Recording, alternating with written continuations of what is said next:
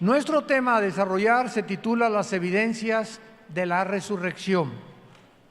En la primera carta a los Corintios, capítulo 15, versículo 12 en adelante, encontramos estas palabras.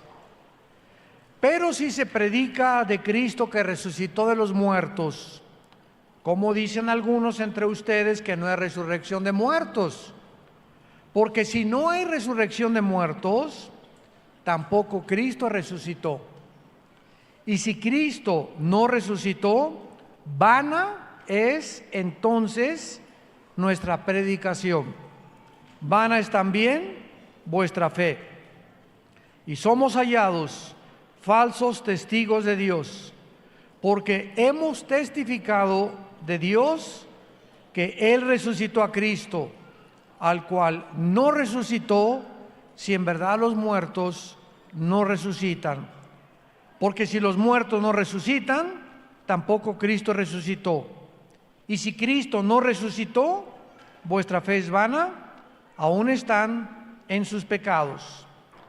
Y dice la Biblia en el versículo 32, si como hombre batallé en Éfeso contra fieras, ¿qué me aprovecha? Si los muertos no resucitan, comamos, bebamos, porque mañana moriremos. Yo le agregaría algo. Si no vamos a resucitar,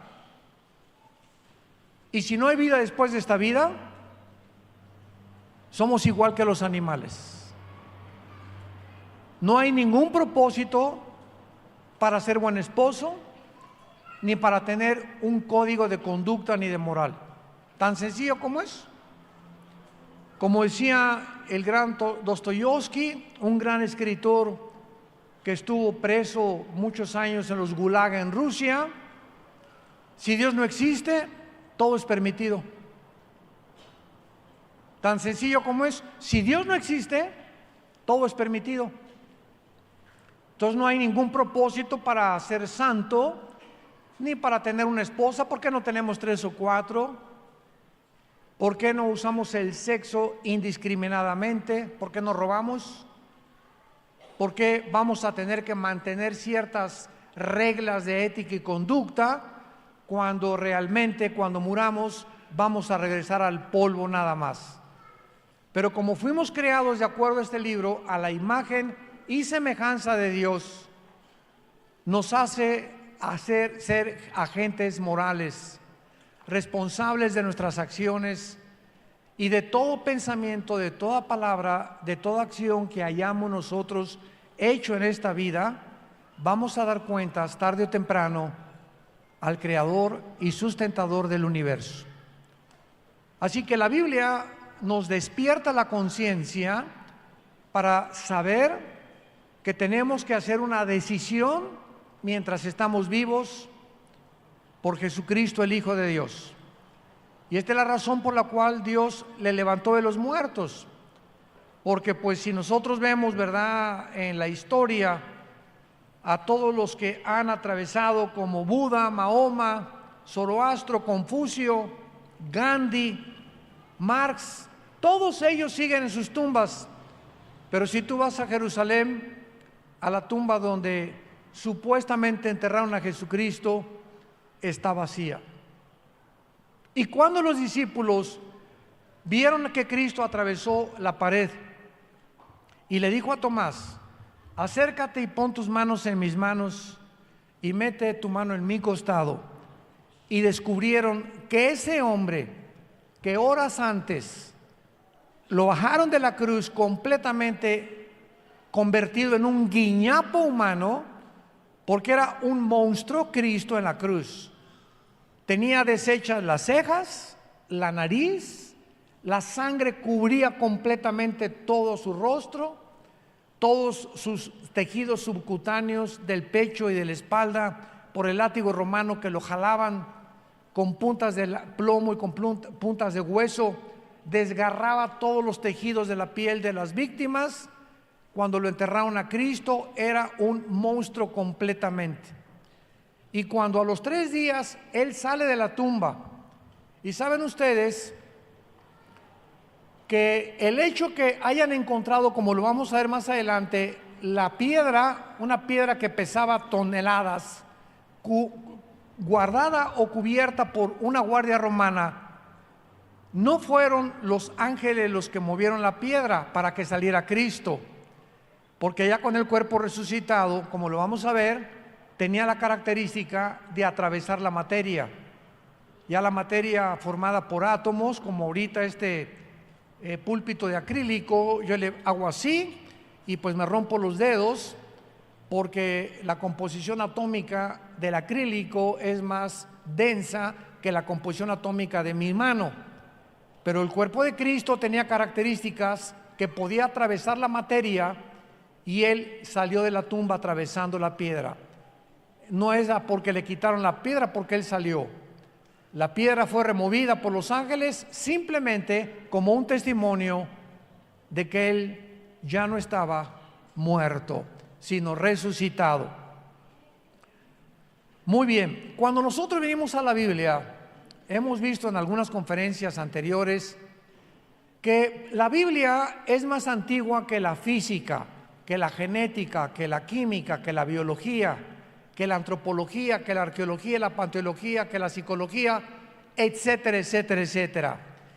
Y lo más maravilloso de esto es que podemos enfrentar cualquier auditorio, ya sea de psicólogos, ya sea de psiquiatras, ingenieros, astrofísicos, físicos, matemáticos, médicos, etcétera, etcétera, y a ellos les sorprende cuando descubren y predicamos la Biblia a la luz de la ciencia corroborando lo que la Biblia dice.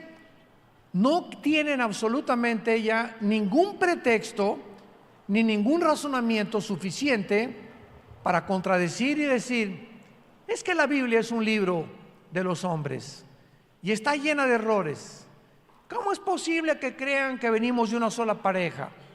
Como hace algunos años en una universidad, allá por los 90s, me invitaron a compartir, en el año 88, 87, 88, la Universidad Panamericana de Ciudad Satélite, me invitaron a compartir el tema sobre creación y evolución. Y me dijo el vicerrector de la universidad: no nos vaya a hablar usted de religión, y les dije: no, es que la Biblia no es un libro religioso. ¿Cómo que no es un libro religioso? Le dije: no, la Biblia contiene registros científicos más valiosos y antiguos que la ciencia moderna.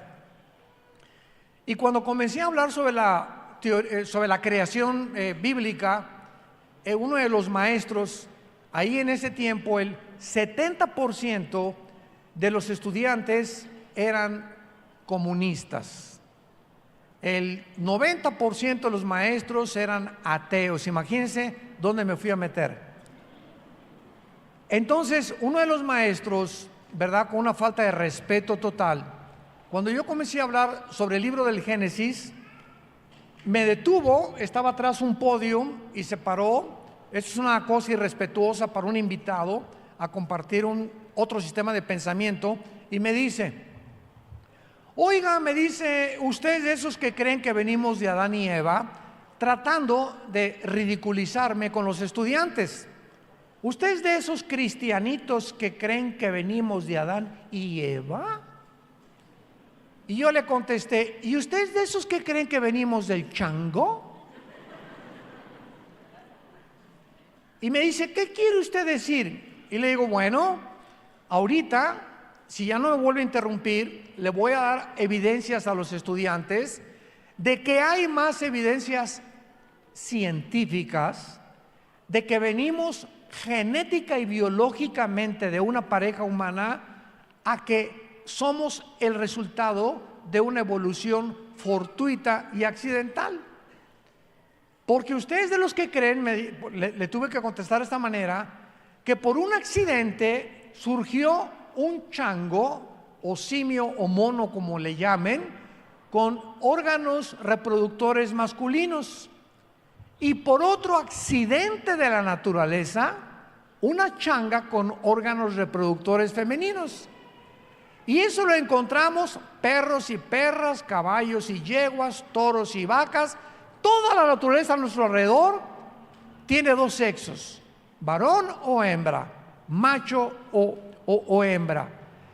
Y ustedes me dicen, le dije, que por un tercer accidente se juntan los dos y nace un changuito. Y le dije, entonces usted es de los que creen que somos dos accidentes en medio de un accidente. ¿Cuántos accidentes de la naturaleza? Los estudiantes se comenzaron a reír y a darse cuenta, ¿verdad?, que realmente cuando este hombre me estaba tratando de ridiculizar, él no podía científicamente sostener que la teoría de la evolución es científica y que no hay absolutamente una sola prueba de una mutación de una especie a otra especie.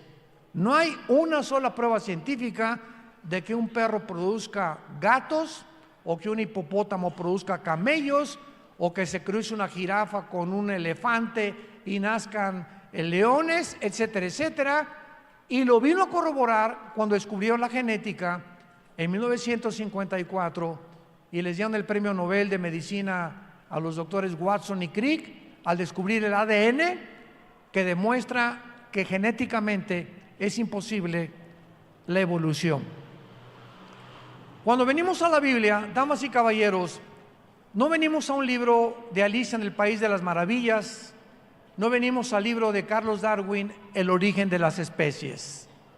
Todos ustedes que son estudiantes realmente profundos de la historia y les gusta las ideologías y que el comunismo y el socialismo y que la evolución y que todas estas cosas, lean el libro El origen de las especies de Carlos Darwin y van a encontrar ustedes lo siguiente. En este libro se encuentran frases que les voy a mencionar. Puede que, chance y, no estoy seguro, a lo mejor, quizás. Todas estas frases, ninguna es científica, porque yo agarré ese libro de las especies cuando no era cristiano, porque me gusta mucho leer y quise leer acerca de este libro, y encontré en el título El origen de las especies en una librería. Me acuerdo, fue una librería de cristal, se llama así en México, y me atrajo porque yo andaba buscando el origen de las especies. Y si un libro lleva como título El origen de las especies, tú esperas que el autor te revele, pues, de dónde venimos, ¿verdad? Y cómo se originaron las diferentes especies. Y cuando acabé de leer el libro, ¿cuál fue mi grande decepción y desilusión? Que en ninguna parte existía ninguna afirmación científica del origen de las especies. Y es como decir, el origen de los leones, y compras el libro y en ninguna parte te dice el origen de los leones. O sea, te desilusionas, ¿verdad? Porque te sientes engañado y porque el autor te atrajo como un anzuelo para comprar algo de lo cual él no puede demostrar científicamente en su libro. Entonces, así es como el ser humano ha evolucionado en su pensamiento, creyendo que va a encontrar respuestas al origen de la vida, al origen del universo y al futuro de la humanidad en hombres como tú y como yo. Y así tenemos a Carlos Darwin, que si Carlos Darwin, yo estoy seguro, hubiera descubierto y conocido lo que es la genética y el ADN, Carlos Darwin nunca hubiera postulado, ni imaginado, ni continuado sus investigaciones acerca de la evolución. Solo Dios lo juzgará, ¿verdad? Yo estoy seguro que fue una persona honesta, que en su sinceridad él fue a las islas allá por Sudamérica, a los Galápagos, a buscar especies que pudieran convertirse en pajaritos y que tuvieran picos diferentes, y comenzó a deducir y a sacar unas hipótesis porque estaba buscando la verdad, pero no tenía el conocimiento científico del siglo XX cuando se descubrió el ADN, que es el código genético que se encuentra en las células y que impide la evolución ni la mutación de una especie a otra especie. Muy bien, la Biblia describe una ley que se llama la ley en Romanos 8, si me acompañan a leer este pasaje, en el capítulo 8 de Romanos, y que hasta el siglo XX, señores maestros universitarios que nos acompañan y que escuchan las conferencias, estudiantes universitarios, cuando ustedes se meten a estudiar la física mantiene y sostiene dos leyes que son inexorables. Sin estas dos leyes no existiría la física, no existiría la investigación científica tampoco. Y esta ley se llama la ley de la termodinámica, que contiene dos leyes, la primera y la segunda ley de la termodinámica. Estas dos leyes físicas, que son la base científica de el 98% de la ciencia, sostienen lo siguiente.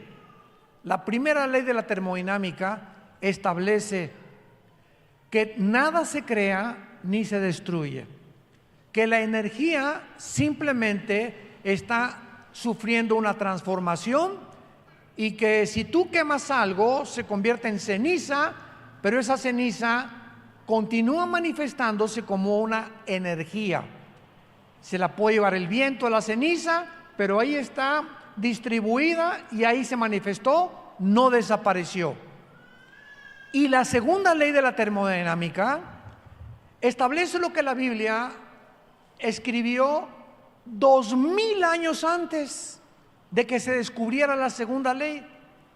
¿Qué establece la segunda ley de la termodinámica? Que todo está bajo el proceso de un deterioro. El universo está en un proceso de descomposición. Todo se echa a perder. El refrigerador afirma y confirma que existe la segunda ley de la termodinámica. Si yo no tengo refrigerador ni tú en tu casa, la leche se echa a perder, los huevos se echan a perder, los edificios se despintan, tu carro tienes que afinarlo, un motor te dura 5 o 10 años según el mantenimiento que le des. Nosotros estamos muriendo celularmente cada día. El sol pierde millones de toneladas de masa cada segundo. Todo el universo, estos hoyos negros que acaban de descubrir y que ya lo había postulado Stephen Hawking, un astrofísico inglés, pero ahora ya lo retrataron. Se juntaron 9 telescopios y pudieron enfocar un hoyo negro a 540 millones de años luz del mundo. A 540 millones de años luz del mundo fotografiaron un hoyo negro en una de las billones de billones de billones de galaxias que existen. ¿Y saben qué es un hoyo negro? Pues es un hoyo negro. Bueno, cuando fotografían este hoyo negro y descubren que es un hoyo negro, como no sabemos que es más que es una mancha, es como el iris de un ojo. Es un círculo negro y alrededor parece como que tiene como fuego.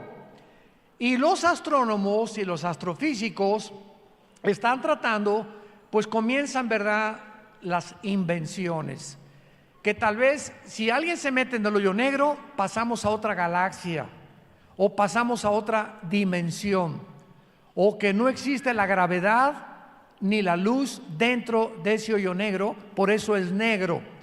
Entonces todo esto es especulativo, no es científico, más que existe algo en el universo que parece como un hoyo con fuego alrededor, sin saber más allá de lo que se encuentra.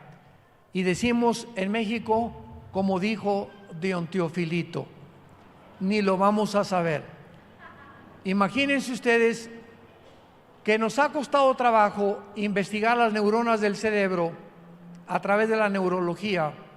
Nos ha costado trabajo investigar que el SIDA, el retrovirus del SIDA, no se puede aislar porque es un virus y cuando lo aíslas se muere para saber y sacar una vacuna el sarampión está volviendo a brotar otra vez, la tuberculosis está regresando, el ébola, y las cosas que nos rodean van más allá de nuestra investigación microscópica. Queremos saber a 540 millones de años del universo, más que con el puro telescopio poder deducir la materia y lo que se encuentra detrás de todas estas galaxias. Pero pues no estoy en contra de esto, ¿verdad? Al contrario, pero lo único que corrobora esto es qué grande es Dios. Los cielos cuentan su gloria y existen pensamientos que no son los nuestros, y el universo es impresionantemente un universo cerrado, bajo leyes cósmicas inexorables, y así Dios, cuando formó nuestro planeta, lo formó bajo leyes cósmicas inexorables. ¿Qué quiero decir? Que no se pueden violar.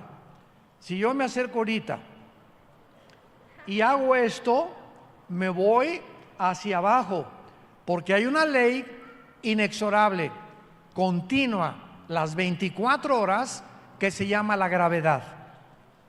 Y todo cuerpo más pesado que el aire es atraído hacia el centro de la Tierra. Yo no puedo violar esta ley porque me voy y me estrello contra el suelo, o si me aviento una montaña. Hay una ley alrededor de la Tierra que se llama el electromagnetismo. ¿Qué determina esta ley? Que de la atmósfera hacia abajo nos podemos comunicar. El electromagnetismo. ¿Qué significa esto? Tengo un micrófono ahorita y me están escuchando. Porque de la atmósfera hacia abajo el sonido viaja en ondas. La luz viaja en ondas, se transporta. Pero si nos salimos de la atmósfera y nos vamos a la luna, y estoy allá en la luna con mi esposa, vamos a tener que usar escafandras y aparatos especiales, porque no le puedo decir I love you, te quiero, porque no me oye, porque ya el sonido fuera del espacio ya no viaja como de la atmósfera hacia abajo, porque el electromagnetismo no existe más que de la atmósfera hacia abajo. Entonces necesitamos como radios allá afuera de la atmósfera para comunicarnos. Y este electromagnetismo es inexorable también. Es otra ley física que Dios diseñó solo para nosotros, para que no andemos buscando irnos de luna de miel a la luna, ni a Marte, ni a Júpiter. Nos atrae por curiosidad el universo, cuando aquí tenemos un planeta con Cancún, la Riviera Maya, las puestas de sol, las montañas, el Popo, las lagunas, las selvas amazónicas, las selvas de Chiapas, la comida, las tlayudas de Oaxaca, ¿verdad? Tenemos un mundo que no hemos llegado a apreciar y que ahora lo hemos convertido en un basurero, por no saber cómo administrar la ecología de nuestro planeta. Muy bien.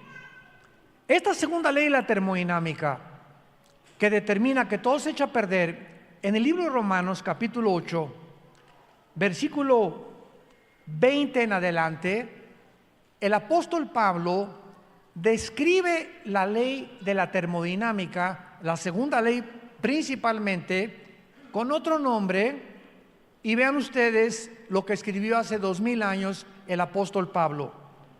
Porque la creación fue sujetada a vanidad, no por su propia voluntad, sino por causa del que la sujetó en esperanza. Porque también la creación misma será libertada de la esclavitud de corrupción a la libertad gloriosa de los hijos de Dios. Porque sabemos que toda la creación gime a una, y estamos con dolores de parto hasta ahora. Y no solo nosotros, que tenemos las primicias del Espíritu, también gemimos dentro de nosotros, esperando la adopción, la redención, o sea, el cambio de un cuerpo nuevo. La Biblia se adelantó a la física a la ley que se le conoce como la segunda ley de la termodinámica, pero también tiene otro nombre, la ley de la entropía. La ley de la E con E de Enrique, entropía. Y esta ley en la Biblia es la ley de la corrupción. O sea, Pablo dice, todo el universo está bajo una ley de corrupción. Todo está echando a perder. Los árboles mueren, las plantas mueren, las flores mueren, se marchitan, salen en la mañana, florecen en la tarde, se marchitan en la noche, y toda la misma creación está como en espera de algo. Igual que nosotros, ya queremos un mundo de justicia. Queremos un mundo donde ya no haya lágrimas, donde ya no haya enfermedades, donde ya no haya la muerte. La muerte triunfó por el pecado y la muerte tenía que ser conquistada, y alguien tenía que venir al mundo y decirnos que después de la vida seguiremos viviendo. Y esa persona se llama Jesucristo, el Hijo de Dios. Regresamos a 1 Corintios capítulo 15 y veamos nosotros que Cristo a los 3 días anunció varias veces que Él iba a resucitar a sus discípulos, porque solo Dios conoce el futuro. Y por ejemplo, déjenme leerles rápidamente en Mateo 16, 21.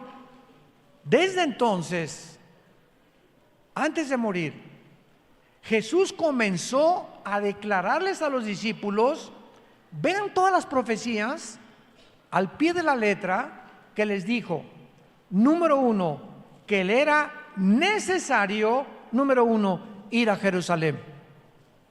Cuando Jesús regresó a Jerusalén el domingo de Ramos, que es cuando entró en un burrito, ¿se acuerdan? Y comenzó toda la gente a atender, bienaventurado Hosana, el que viene en el nombre de David.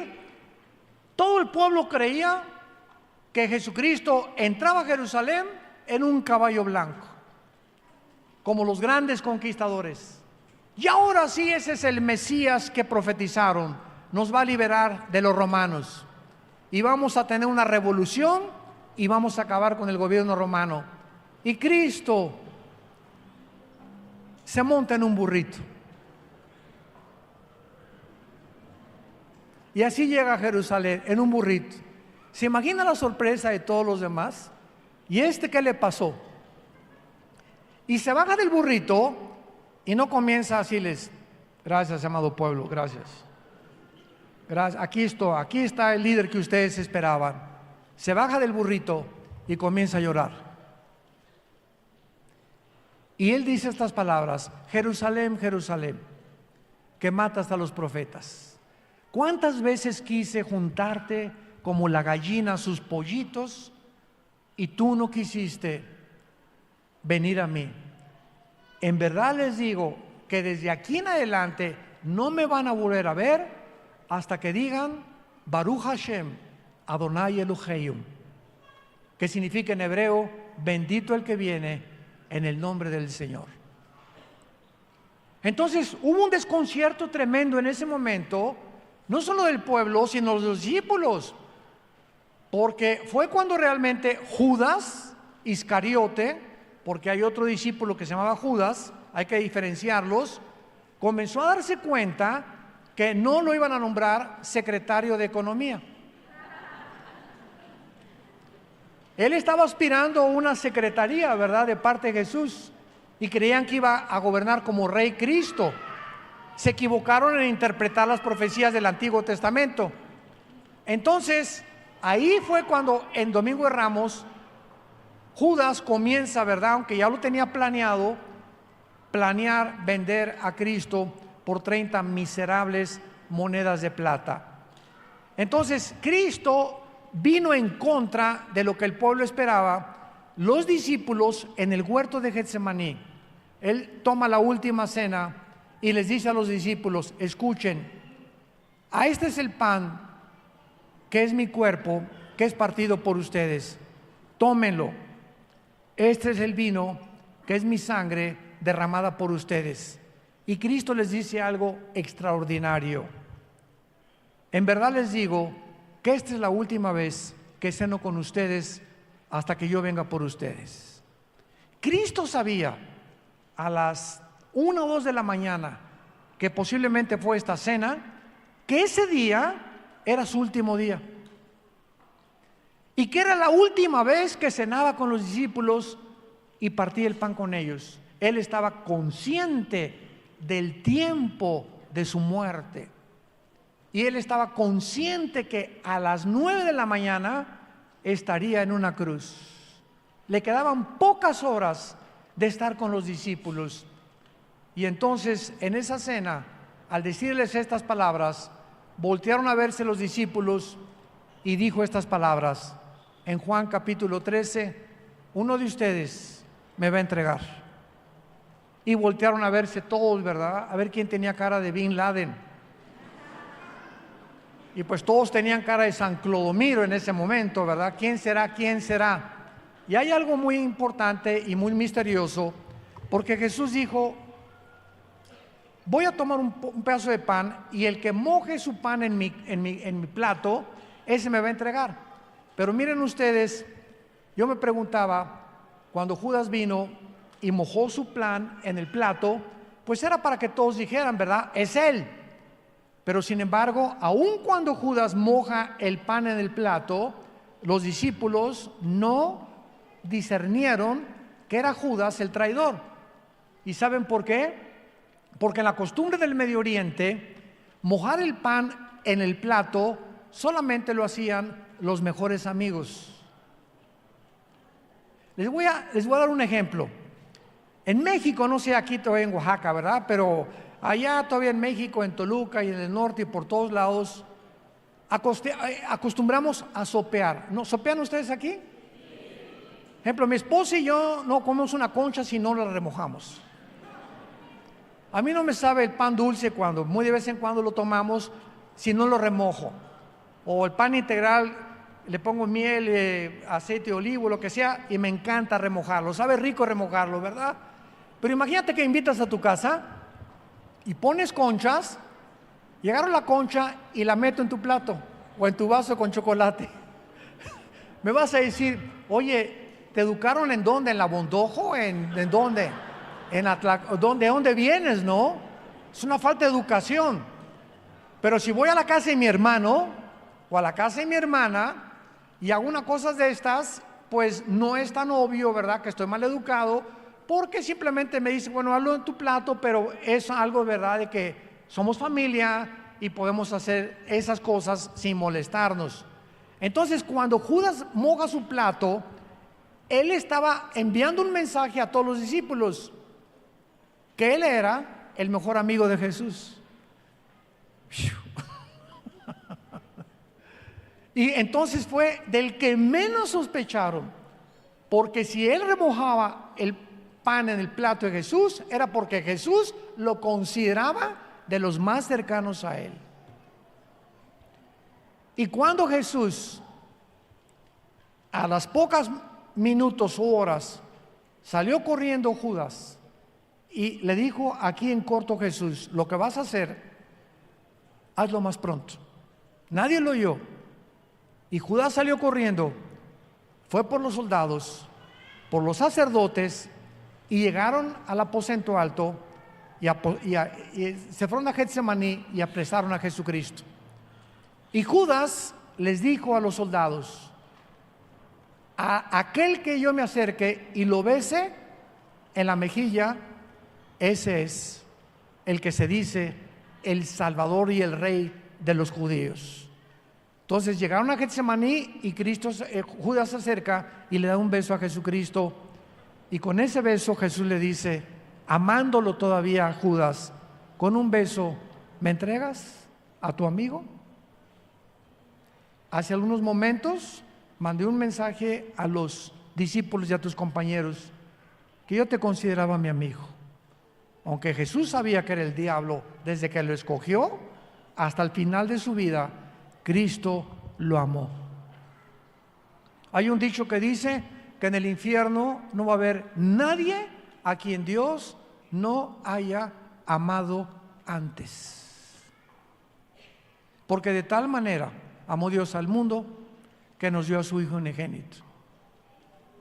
Entonces, antes de que Dios condene a nadie, nadie podrá decir que Dios no lo amó y que tú estás en un lugar eternamente condenado simplemente porque ese amor lo rechazaste y escogiste el camino de Judas, de traicionar a nuestro mejor amigo que se llama Jesús. Regresamos a 1 Corintios capítulo 15 y vemos entonces que en Getsemaní, cuando los discípulos se dan cuenta que llegan los soldados con Judas y que en ese momento uno de los líderes de los soldados grita y dice: ¿quién es Jesús? Y Jesús dice estas palabras. Estas palabras le correspondían a Dios en el Antiguo Testamento, porque cuando Dios se revela a Moisés, Éxodo capítulo 3, le dice Dios a Moisés: ¿cuál es tu nombre? Y Dios le contesta: yo soy el que soy. No es Pablo ni Miguel, a Dios no se le puede dar ningún nombre, porque ningún nombre describe la personalidad de Dios.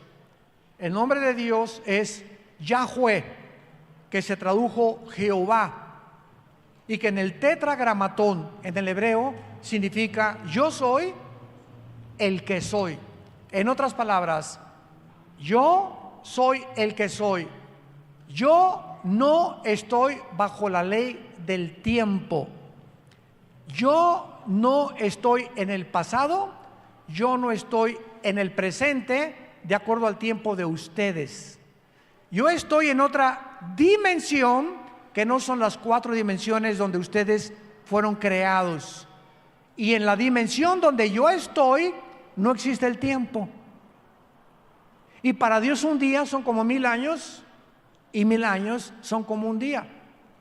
Entonces, cuando los soldados dicen ¿quién es Cristo o Jesús?, Él dice yo soy. Y cuando Él dice yo soy, todos los soldados se fueron para atrás. Con la pura palabra Jesús hubiera impedido que lo arrestaran. Él era Dios que venía a morir por nosotros. ¿Y sabe lo que hace Jesús después de tumbarlos a todos? Como un cordero. ¿Saben ustedes por qué se nos compara a Jesús con una oveja y a nosotros también? Cuando la Biblia nos compara con animalitos, Dios no escogió un hipopótamo, ni a un perro, ni a una jirafa, ni a un gato, ni de toda la magnitud de las especies animales. El animal que Dios escogió para compararnos fueron las ovejitas. ¿Saben por qué? Porque son los animales más brutos que hay.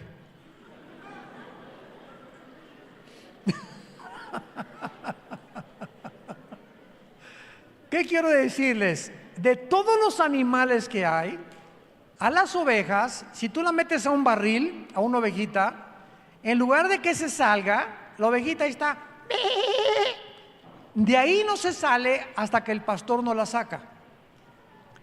Número 2, las ovejas son los únicos animales que necesitan las 24 horas un pastor.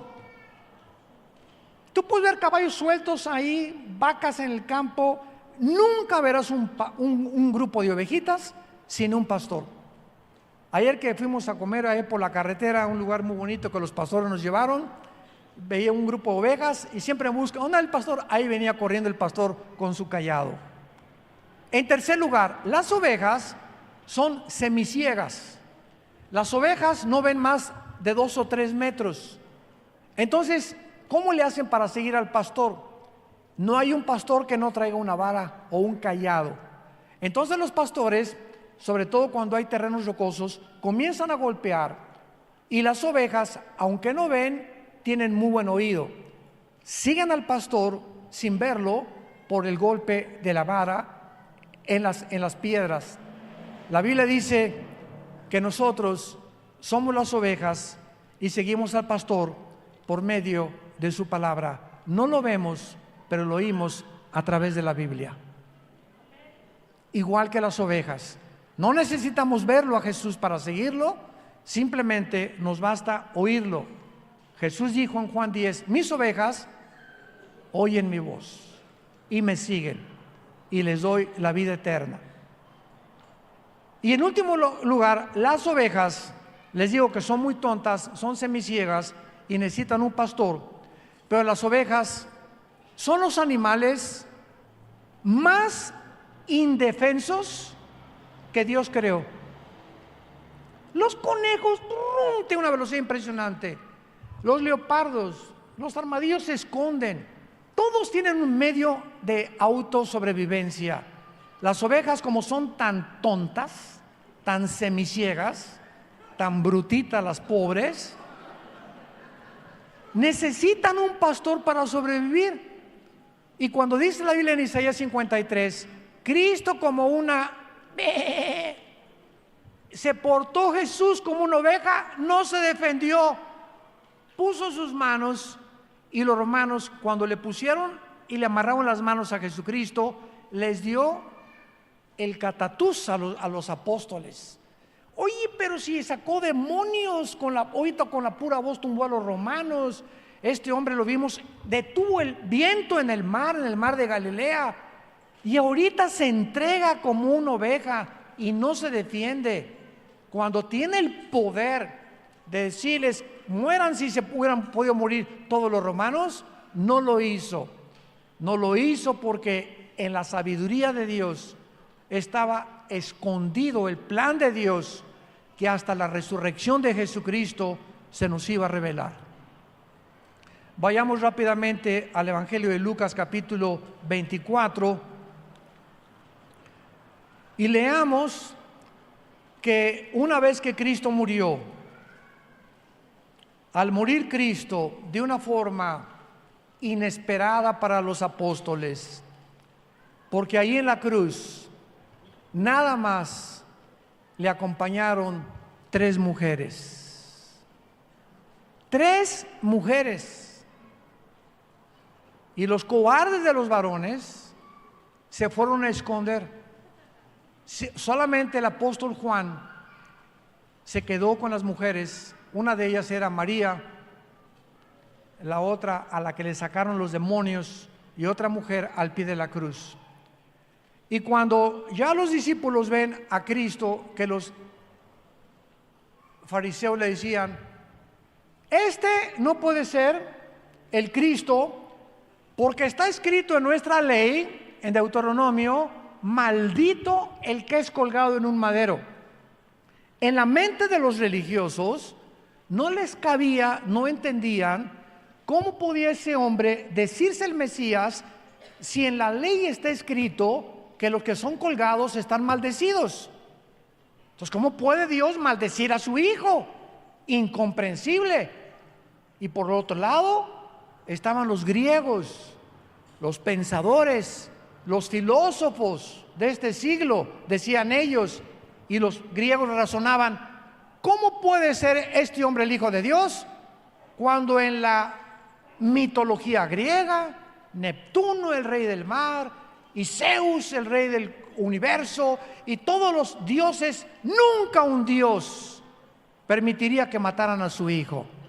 Entonces, ahí en la cruz, los 2 grupos pensantes, en 1 Corintios capítulo 1, Pablo dice, lo que Dios estaba haciendo en la cruz era enloquecer a los religiosos y a los filósofos, porque la palabra de la cruz es locura al que se pierde. Dios lo hacía a propósito, porque lo necio de Dios es más sabio que los hombres. Lo débil de Dios es más fuerte que nosotros. Y lo que no comprendemos nosotros, para Dios es sabiduría. Y en ese acto vil, dramático, horrible, sanguinario y cruel de la cruz, se escondía la sabiduría de Dios. Ahí estaba en la cruz el amor de Dios. Y ahí estaba en esa cruz el odio de Dios. al pecado. Y todo esto los discípulos no lo entendieron, como lo vamos a ver en Lucas 24, porque cuando ya lo entierran y todo, el mismo día que Cristo resucita, dice Lucas 24, versículo 13, he aquí dos de ellos, dos de los discípulos de Cristo, iban el mismo día a una aldea llamada Emaús, que estaba a 60 estadios de Jerusalén, e iban hablando entre sí de todas aquellas cosas que habían acontecido. Sucedió que mientras hablaban y discutían entre sí, Jesús se acercó y caminaba con ellos. Mas los ojos de ellos, ¿qué dice? Estaban velados. No comprendían ninguno de ellos toda la sabiduría, todo el plan de Dios detrás de la muerte de su Hijo Jesucristo.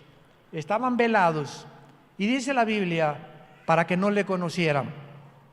Y Jesús les dijo: ¿qué pláticas son estas que tienen entre ustedes mientras caminan, y por qué están tristes? Respondió uno de ellos, que se llamaba Cleofas, le dijo: ¿eres tú el único forastero en Jerusalén que no has sabido las cosas que en ella han acontecido en estos días? O sea, ¿cómo es posible que nos preguntes cuando fue el espectáculo más horrible que ha pasado en Jerusalén, cuando todo el pueblo y todo Jerusalén vieron una crucifixión de un hombre que se llamaba Jesús? Cristo les dijo: ¿qué cosas? Ellos le dijeron: de Jesús Nazareno, que fue varón, profeta, poderoso en obras y en palabras delante de Dios y de todo el pueblo. Y cómo le entregaron los principales sacerdotes y nuestros gobernantes a sentencia de muerte y le crucificaron. Vean lo que dicen en el versículo 21. Pero nosotros esperábamos que Él era. Estaban desilusionados, estaban frustrados, ya no creían que Él era realmente el Mesías. Creíamos que Él era el que había de redimir a Israel. Y ahora, además de todo esto, es el tercer día que ha acontecido. Exactamente en el mismo día que Cristo estaba resucitando, los discípulos se encontraban más confundidos que cualquier otra persona. Y en el versículo 25, Cristo les dice: insensatos y tardos de corazón para creer lo que los profetas han dicho. ¿No era necesario que el Cristo padeciera estas cosas y que entrara en su gloria? Y comenzando desde Moisés y siguiendo por todos los profetas, les declaraba en todas las escrituras lo que él decía. Versículo 30. De ahí se van, siguen sin reconocer a Cristo y siguen caminando los discípulos con él.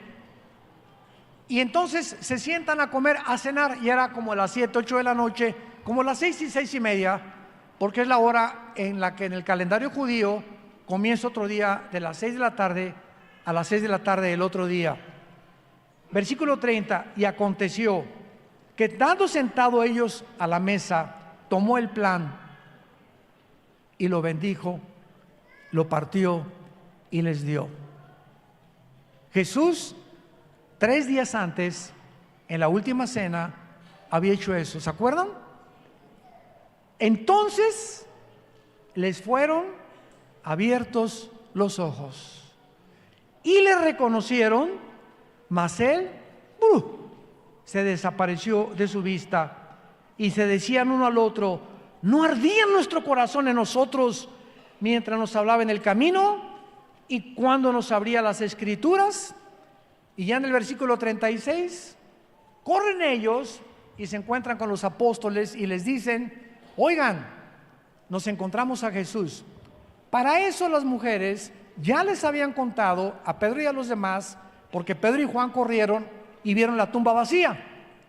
Entonces ya el tercer día ya era algo casi conocido, pero en el núcleo de los apóstoles, que Cristo vivía. Y entonces dice el versículo 36, mientras ellos aún hablaban, Jesús se pone en medio de ustedes y les dice, Shalom. Ya con todos ahí les dice, Shalom, que significa paz en el hebreo.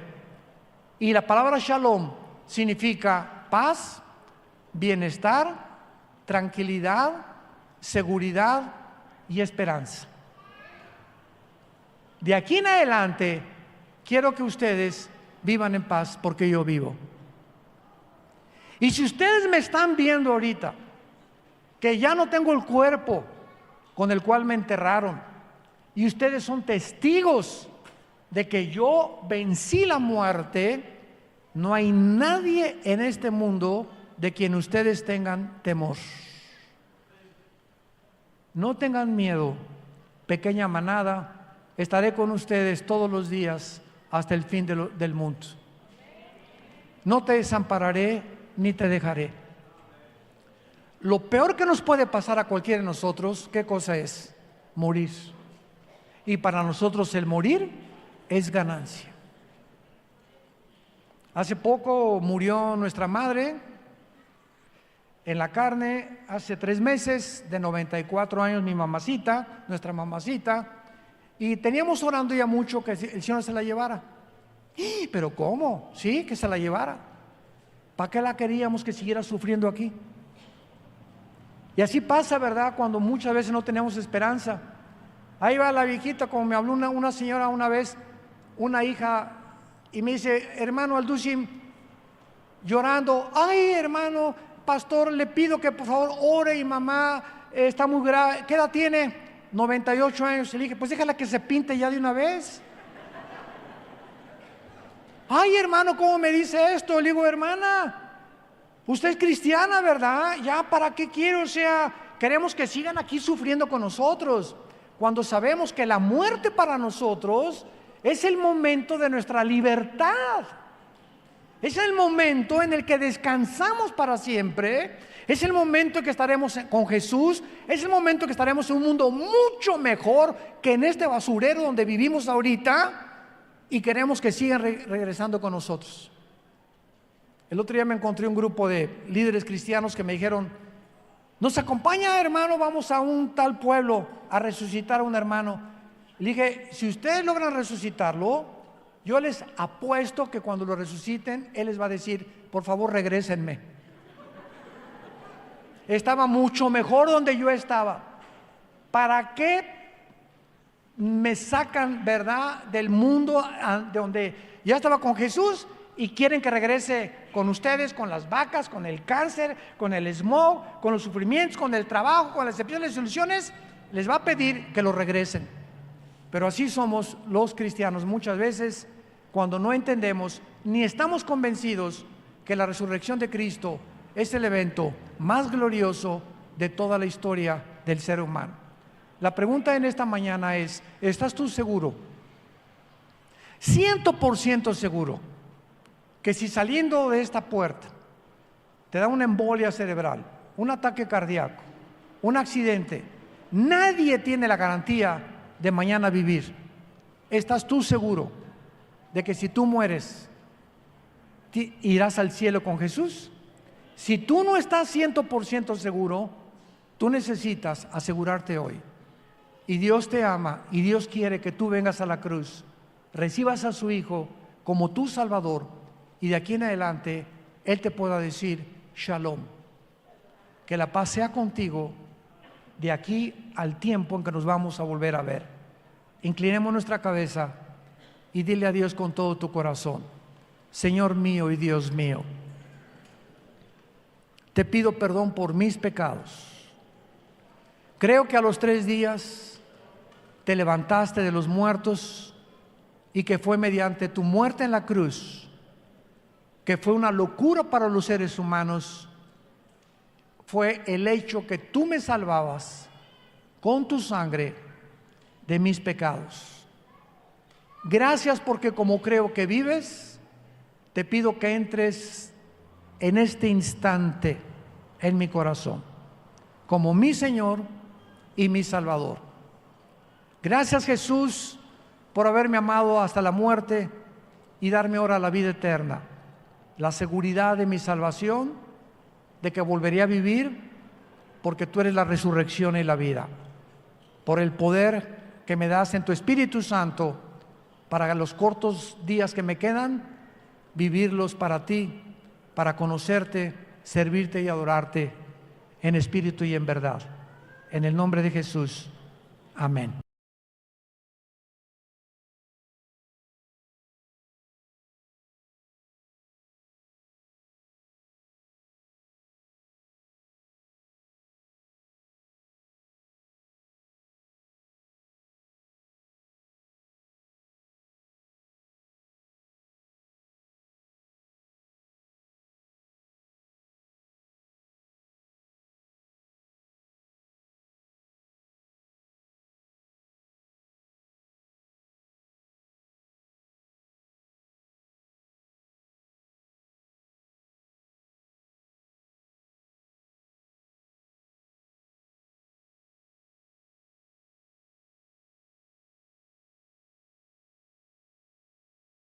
Y vamos a concluir estas conferencias con el título del tema, las tentaciones de Jesús.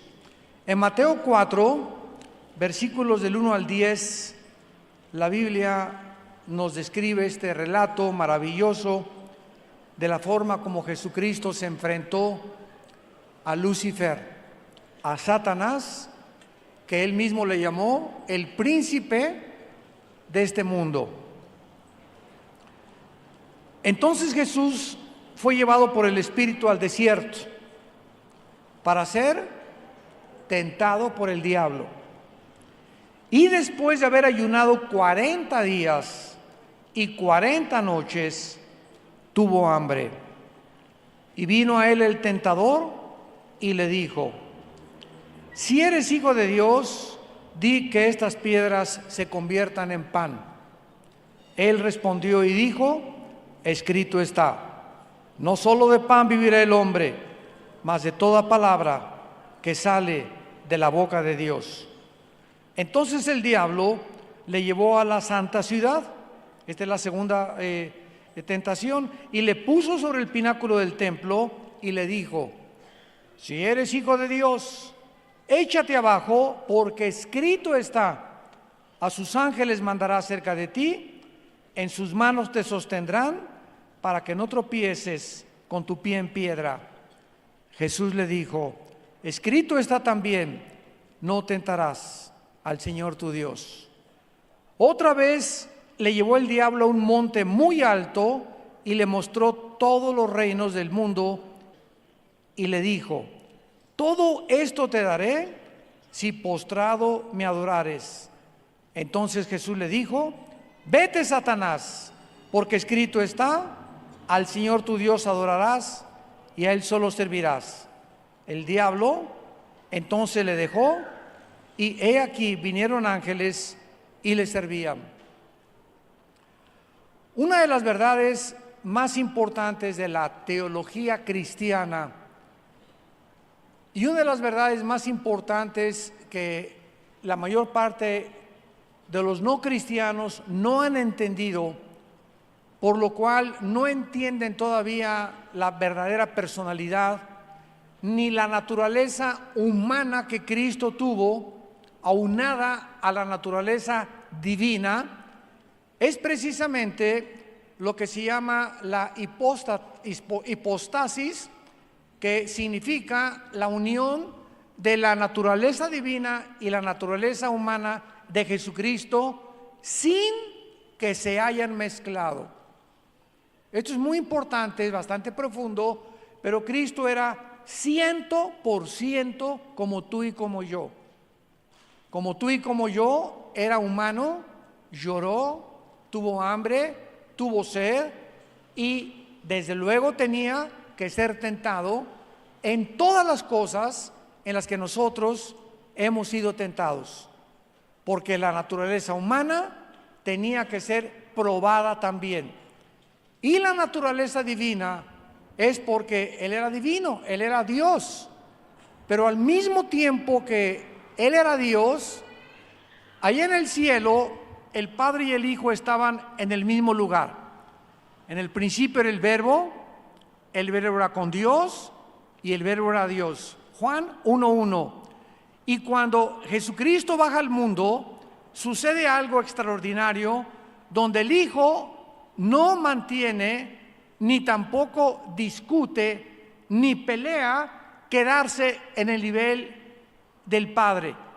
Sin dejar de ser divino, se pone él debajo del Padre, se somete al Padre para quedar bajo la voluntad del Padre, mientras mantenía su naturaleza humana, para demostrarnos a nosotros que sus poderes divinos los ponía bajo el Padre para actuar bajo la voluntad del Padre, y nunca, mientras estuvo debajo del Padre, hizo su voluntad. Dice el capítulo 6 de San Juan: no he venido para hacer mi voluntad, sino la voluntad de Dios. Hace algún tiempo, un musulmán, estaba mi esposa y yo en una nación europea, y un taxista me dijo: quiero hacerle una pregunta. Sí, le contesté. Ustedes dicen que Jesús es Dios. Claro que fue Dios. Y me dijo: ¿acaso Dios puede morir? Y me quedé así. Muy buena pregunta, porque ustedes dicen que es Dios, pero contésteme, ¿puede acaso morir? Porque si Dios muere, me contestó el musulmán muy inteligente, se paralizaría el universo. Entonces, ¿cómo pueden ustedes sostener y decir que Jesús fue Dios y al mismo tiempo decir que murió Dios? ¿Cuál es el problema de este musulmán? La ignorancia de las naturalezas de Jesucristo. Y le dije: efectivamente, Jesucristo era Dios, pero también era hombre. Y la persona que murió en la cruz del Calvario no fue Dios, sino Jesucristo hombre. Dios puso en su naturaleza humana los pecados de todos nosotros, porque Dios no puede pecar. El que no conoció pecado se hizo pecado en nuestro lugar, y cuando Él dijo: en tus manos te encomiendo mi espíritu, la persona que moría en la cruz tenía que ser humano, pero tenía que ser Dios. ¿Por qué? Porque un ángel no podía morir por nosotros, San Martín de Porres no podía morir por nosotros, Abraham no podía morir por nosotros, ningún papa podía morir por nosotros, porque todos los hombres hemos pecado y todos hemos sido alejados de la gloria de Dios. Entonces, en la cruz solo Dios nos podía perdonar, por lo que en la cruz tenía que haber un hombre y tenía que haber un Dios. En la humanidad Él llevaba nuestros pecados, y como Dios, solo Dios puede perdonar. Ningún ser humano puede perdonar los pecados de nadie. Así que cuando nosotros comenzamos a comprender las dos naturalezas, fue precisamente lo que ignoraba este musulmán. Cuando ya le expliqué que en la cruz no moría Dios, porque Dios no puede morir, sino Cristo hombre, el Hijo del Hombre se le llamaba continuamente, comenzó a entender y dijo: qué profundidad de verdaderamente la doctrina cristiana. No lo sabía, lo ignoraba, pero ahora lo entiendo. En la primera carta del apóstol Juan, en la primera carta, no en el Evangelio de Juan, en primera de Juan capítulo 4,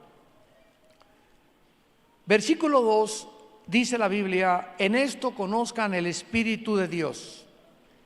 Todo espíritu que confiesa que Jesucristo ha venido en carne es de Dios. Y todo espíritu que no confiesa que Jesucristo ha venido en carne no es de Dios, y este es el espíritu del anticristo, el cual vosotros habéis oído que viene y que ahora ya está en el mundo. Vamos a regresar a Mateo para poder abordar y desarrollar este tema, y analicemos los tres ataques del diablo contra el Hijo de Dios para atacar su espíritu. Fue un ataque contra su alma y fue un ataque contra su cuerpo, porque estos tres elementos forman también tu humanidad y mi humanidad. Somos un espíritu tenemos un alma y vivimos dentro de un cuerpo.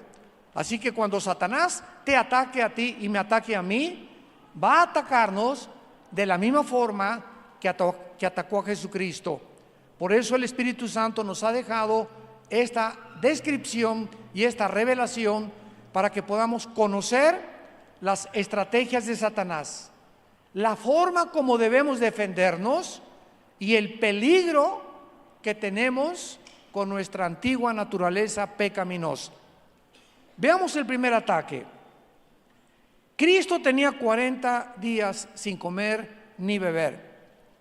¿Hay algo de malo en comer? No, ¿verdad? Ni tampoco de beber. Entonces, cuando Satanás lanza su primer ataque, le dice a Jesucristo: si tú eres el Hijo de Dios, come, ¿verdad? Y de estas piedras que se conviertan en pan. ¿Había algo de malo que Jesucristo le dijera a las piedras, porque Él tenía los poderes, que se conviertan en pan y alimentarse? El diablo le estaba sugiriendo a Jesucristo que hiciera algo correcto, comer, porque no es pecado comer, pero de la manera ilegítima. Y ahí consiste el ataque del diablo, en hacernos creer que podemos usar lo bueno, pero de manera incorrecta. Déjenme explicarles a ustedes esta estrategia satánica. Jesucristo demuestra que tú eres el Hijo de Dios, o sea, usa tus poderes independientemente de tu Padre. No hay nada de malo comer, pero la voluntad de Dios en ese momento no era que su Hijo comiera. Y Satanás ataca la naturaleza humana, nuestros deseos de comer, la sexualidad, el deseo de beber de manera ilegítima, para que nosotros satisfagamos estas necesidades, pero fuera de la voluntad de Dios. ¿Qué problema había que Cristo comiera? Ninguno. Comer sería pecado de ninguna manera. El problema radicaba que no formaba parte del plan de Dios en ese momento que Él comiera. De la misma forma, nos ataca a nosotros sugiriéndonos que usemos todo lo bueno y lo bello que Dios nos ha dado de manera ilegítima. Por ejemplo, usa el sexo. ¿Qué tiene de malo el sexo? ¿Qué acaso no te lo dio Dios? ¿Por qué no te puedes tener relaciones con tu novio o con tu novia antes de casarte? Es un impulso biológico que Dios nos dio. Y eso lo oímos en la televisión, en los sexólogos, en psiquiatras, en psicólogos. Usa el sexo, es algo, esto es verdad. Dios nos los dio, pero no usarlo antes del matrimonio. Entonces, el diablo nos sugiere que usemos algo natural, que es la sexualidad, pero Dios no lo diseñó el sexo para ser usado antes del matrimonio. La Biblia nos enseña que el sexo solo puede ser usado dentro de la esfera y de la dimensión del matrimonio. Usar el sexo antes del matrimonio o estando casados con otra persona es una manera ilegítima y estamos violando la ley de Dios. Dice Hebreos 13:4: honroso sea el matrimonio sin mancilla, sin mancha, que no lo ensucies, porque a los adúlteros y a los fornicarios Dios los juzgará. Dice Proverbios 6:32: el que comete adulterio es falto de entendimiento, corrompe su alma y su herida es difícil de que sea sanada. El adulterio o la fornicación o usar el sexo de manera ilegítima deteriora el carácter, descompone la persona, nos cierra y nos pone un velo para poder discernir la voluntad de Dios, porque es un pecado donde estamos atentando contra nuestra propia naturaleza, con la naturaleza de otros seres humanos y arruinando nuestro matrimonio. El diablo dice, come lo que quieras, si está bueno que comas, pero no con exceso. Porque comer con exceso, ¿cómo se llama? Gula. Como los romanos, que ponían las mesas de los bufetes y había camarones, había tlayudas, había esto, había pozole de Puebla, pozole oaxaqueño, tamales, etcétera, etcétera. Y los romanos llegó un momento de tanta depravación que cuando ya se sentían llenos, se metían una pluma y volvían el estómago para seguir probando los demás que no habían probado. Esto se llama el pecado de la gula. Entonces, el comer es bueno, pero lo podemos usar de manera ilegítima cuando aprovechamos de la comida. Y lo mismo dice el diablo, divierte lo que quieras. Oye, divertirte no es malo. Claro que no es malo, pero no en parrandas ni en orgías tampoco. Entonces, ¿las fiestas son malas? No, las fiestas no son malas. Son malas las fiestas del mundo. ¿El baile es malo? No, de ninguna manera. A mí me encanta bailar con mi esposa, el baile, el Danubio Azul, etcétera, etcétera. Música clásica, es precioso el baile, pero el pecado es mover el bote, ¿verdad? Con movimientos sensuales, que son los bailes modernos. Ahí es cuando ya estamos saliéndonos un poquito, porque estamos exaltando la sensualidad. Entonces, Satanás nos va a sugerir que hagamos algo correcto de manera equivocada. Nos va a sugerir que satisfagamos nuestros apetitos naturales de manera ilegítima. Que usemos el privilegio. Oye, tú eres cristiano, somos libres en Cristo, pero violando nuestra responsabilidad y viviendo en libertinaje. Hay una persona que me dijo un día, ¿usted cree que la salvación se pierde? Y le dije, no, pues no, la salvación no se puede perder, porque lo que Dios nos dio es salvación eterna, no temporal. Ah, bueno, usted está predicando que entonces podemos hacer lo que querramos, porque si no se pierde la salvación, pues entonces qué bonito, ¿verdad? Pues me voy a dedicarme al libertinaje, voy a hacer esto y el otro. Y le dije, en Gálatas capítulo 5, el apóstol Pablo dio un consejo. A libertad fuimos llamados, solamente que no usemos la libertad como ocasión para la carne. Entonces le dije a esta persona, el hecho que tú me digas que como sabes que la salvación no se pierde, te vas a aprovechar de eso para pecar, me habla que tú no eres cristiano. Dice Romanos capítulo 6, cuando Pablo descubrió esto, entonces perseveraremos en el pecado para que la gracia abunde. Y lo contesta en Romanos 6, de ninguna manera. ¿O no sabéis que los que hemos muerto en Cristo hemos sido bautizados en su muerte?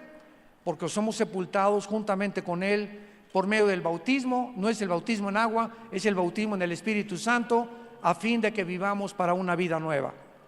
Entonces tengamos cuidado cuando creamos que porque somos libres y que la salvación no se pierde, y otros creen que sí se pierde la salvación, podamos usar nuestra libertad como ocasión para la carne. ¿Cómo le contestó Cristo a este ataque a Satanás en el versículo 4? Y le dijo Jesús, escrito está, no solo de pan vivirá el hombre, sino de toda palabra que sale de la boca de Dios. Nuestra obediencia es la mejor manera de demostrar nuestra fe. Un cristiano que no es obediente no lo es porque no cree que tenga que obedecer a Dios.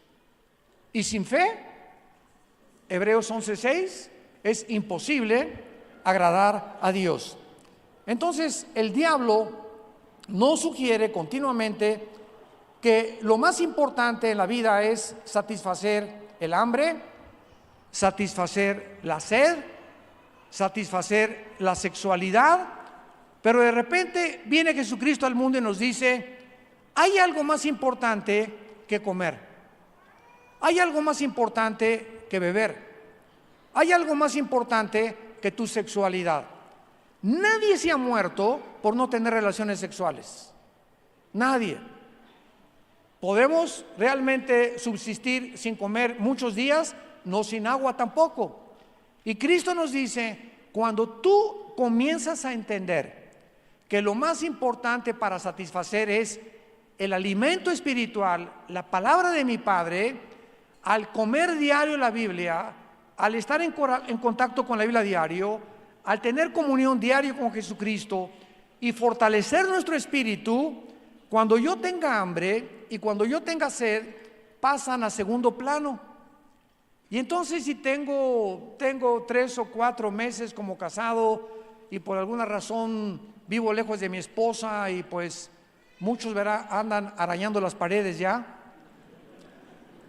y dicen, es que mi esposa cometió adulterio porque pues ella me dice que nanay, y me castiga mi esposa como con un chicote, me duele más que el chicote, que porque no le he dado dinero, etcétera, etcétera. Ahí descubrimos que no es verdad que tengamos que satisfacer muchas veces estos impulsos biológicos cuando vivimos cerca de Cristo, porque Él es el que nos fortalece y el gozo del Señor es nuestra fortaleza.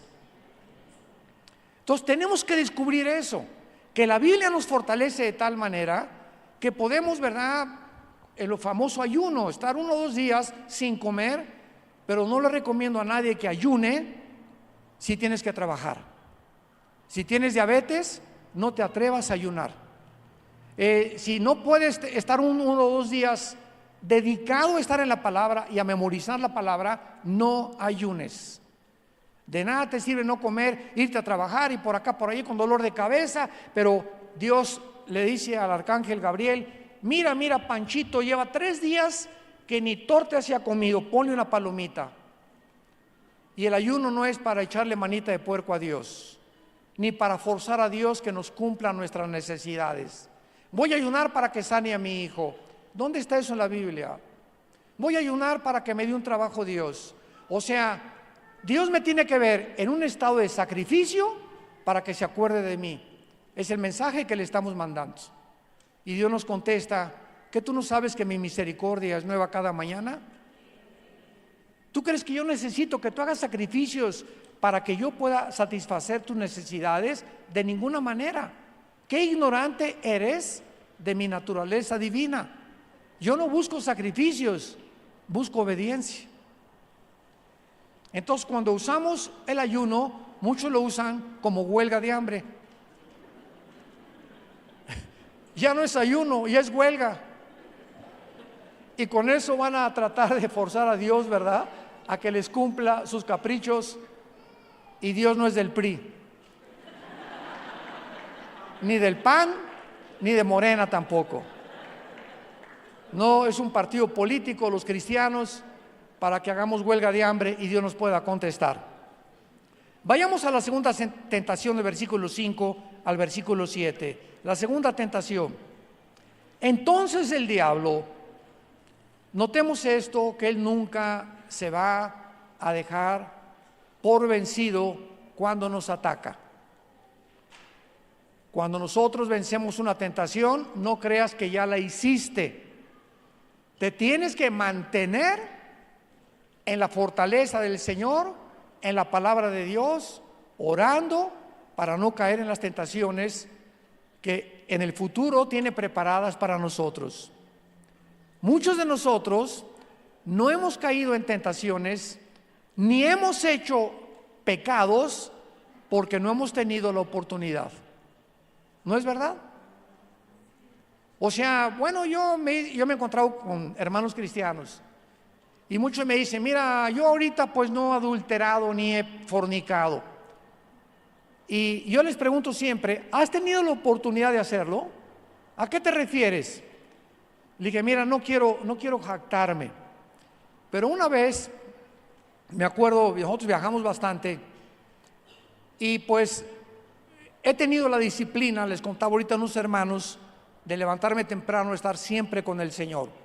Siempre una disciplina férrea, que no me lavo los dientes ni nada antes de estar con el Señor en su palabra. Y entonces esa mañana tuve un muy bonito tiempo con el Señor. Me subí a un avión, mi esposa no me acompañaba. Y era precisamente la semana que le llaman en Estados Unidos el Spring Break, que es antes de Semana Santa, cuando todos los gringos, ¿verdad?, se sueltan el pelo y se destrampan y van a Acapulco, casi todos ellos jóvenes, y se emborrachan, y bueno, no se imaginan lo que hacen en este tiempo muchos norteamericanos. Entonces yo iba en el avión en esa semana. Siempre casi les pido en la aviación, en la compañía, que me den un pasillo. No me gusta ir junto a la ventana, porque si me tocan dos gordos, ¿verdad?, y se duermen, y quiero ir al sanitario, ahí les encargo cómo despertarlos, ¿verdad? Entonces prefiero siempre el pasillo.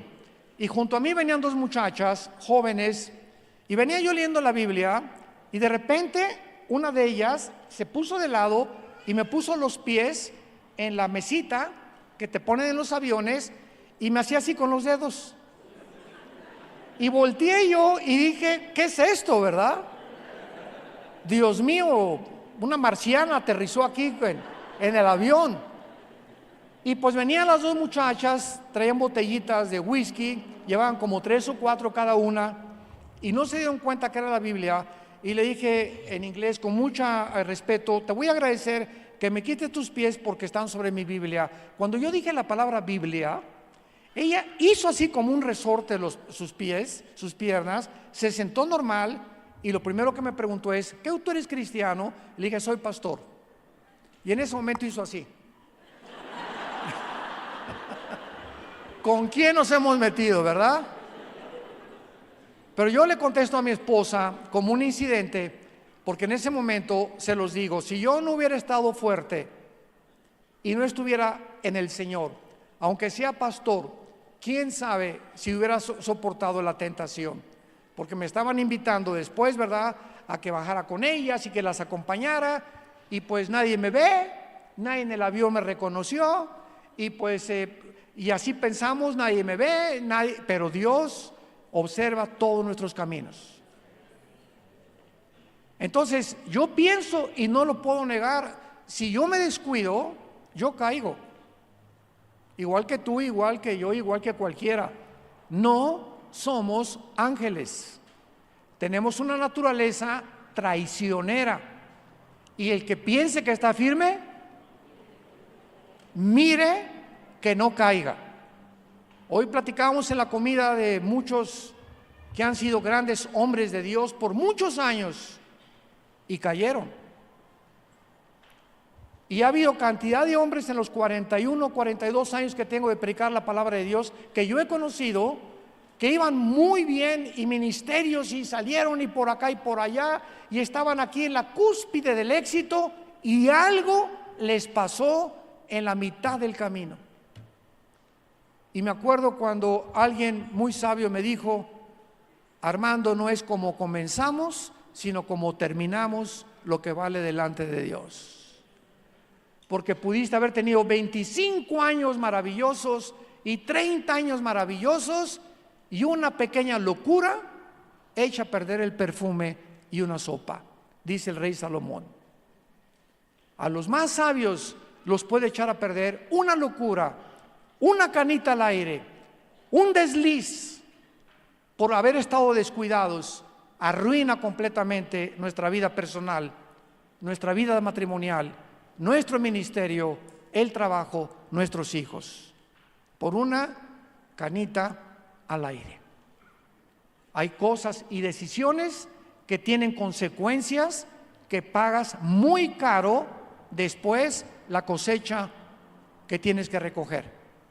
Cristo lo dijo claramente, escrito está, no tentarás al Señor tu Dios. En este ataque notamos que el diablo lo lleva al pináculo de un templo, y es interesante que lo haya llevado ahí, fuera en la ciudad de Jerusalén, al pináculo del templo. ¿Por qué lo llevó ahí? ¿Por qué el diablo agarró a Jesús y lo subió hasta arriba de la punta del templo? Porque el diablo sabe lo siguiente, que la mente humana es altamente influenciada por el medio ambiente que la rodea. ¿Saben ustedes que en un partido de fútbol tú vas tranquilo y de repente se levantan las porras al Barcelona o al América, y los gritos que están por ahí te contagian a tú hacer lo mismo. Yo tengo un hijo que es pastor, Alan, y él es americanista. No le digas de las Chivas porque te deja de hablar.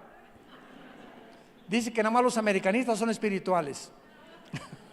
Bueno, él se disfraza cuando va al Estadio Azteca, se pone el América, lleva su, ¿cómo se llama? La cosa que es a vuelta, la matraca, etcétera, etcétera. Y ahí está grit y siempre llega: papá, me acabé la voz. El medio ambiente donde tú te encuentras te afecta. Cuando se juntan 100 muchachas en un concierto de un muchacho como Luis Miguel, Justin Bieber, etcétera, etcétera, las muchachas en ese medio ambiente se vuelven locas. En ese medio ambiente, y verdad, y la aventan de besos y todo, y te das cuenta cómo se desborda, se desbocan emocional y sentimentalmente. No lo harían en la calle con cualquier persona, pero bajo ese medio ambiente les influye para poder desembocar todas sus pasiones y todos sus sentimientos. El ambiente donde crecimos nos puede hacer sentimentales. Yo me acuerdo la primera vez que regresé a Oaxaca. Aquí, yo nací aquí en la ciudad de Oaxaca y pasaron casi 40 años, 35 o 40 años que no volví aquí a mi tierra. Y precisamente volví cuando el pastor Betanzo me invitó una vez a predicar con ustedes. Y cuando yo me bajé el avión aquí en Oaxaca, sentía algo en mi alma que no había sentido nunca en ninguna parte donde he viajado. Y sin que yo me acordara de eso, sentía algo, ¿verdad?, que me conectó con el lugar geográfico donde Dios escogió que yo naciera. Pero muchas veces estos lugares nos conectan y nos traen sentimientos que nos cambian completamente. Cuando alguien se muere, por ejemplo, y pierdes un hijo, o tu esposo, o tu papá, yo no les recomiendo ver sus fotografías en 4 o 5 meses. Y ahí están los hermanos. Mi papá, mi hijo, pues ¿para qué lo ves? Guárdalas, o sea, al ver las fotos nos trae recuerdos que nos van a lastimar y van a tocar. El contacto con el medio ambiente nos lastima, y si te hace daño no lo hagas. Entonces, dentro de 5 o 6 meses que estés más fuerte, ve las fotos que te traen recuerdos sentimentales. Mientras tanto, no las veas. Mi esposa se fue, hermano, mírela, mírela. ¿Para qué la veo? ¿Para qué la ves? Fíjense cómo somos, ¿verdad? O pasamos por un bosque y ahí hace cuánto, 10 años tuviste una novia y pusiste en el bosque Chencho ama Chencha con un corazoncito. Y después de 10 o 15 años regresas ahí y al ver el corazoncito en el árbol te trae memorias y comienzas.